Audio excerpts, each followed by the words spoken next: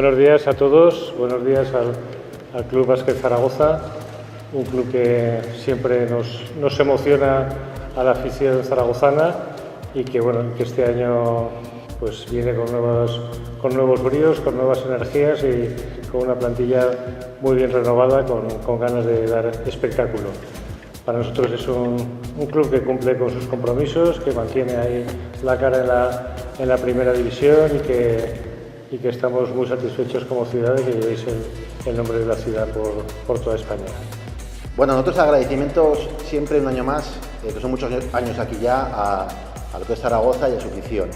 Nosotros queremos trasladar el compromiso del club, que creo que ha quedado demostrado, un paso para adelante, de los patrocinadores y de la afición fiel que siempre renuevan. Y nosotros luchamos por y para volver a lo más alto, por volver a jugar en Europa, por volver a jugar en la Copa del Rey, en los playoffs. No sabemos cuándo, igual este año o el siguiente, cuando sea, pero que trabajamos todos los días para estar donde creemos que nos merecemos. Nosotros seguimos siempre diciendo AUPA Tecnyconta, AUPA Básquet Zaragoza, por muchos años, y siempre con la cabeza bien alta, y llegaremos a lo máximo posible. A los jugadores ya lo dijimos, implicación con la ciudad, con vosotros mismos, profesionalidad, compañerismo, equipo y todo lo que vosotros sabéis. Tenéis a Zaragoza y a toda su afición siempre con vosotros.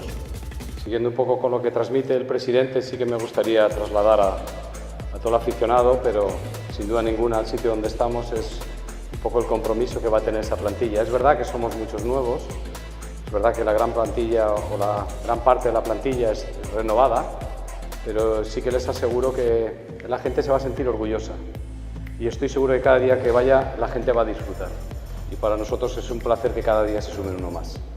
Con ese compromiso es con el que desde aquí les digo que hasta el último día lo van a tener. Gracias.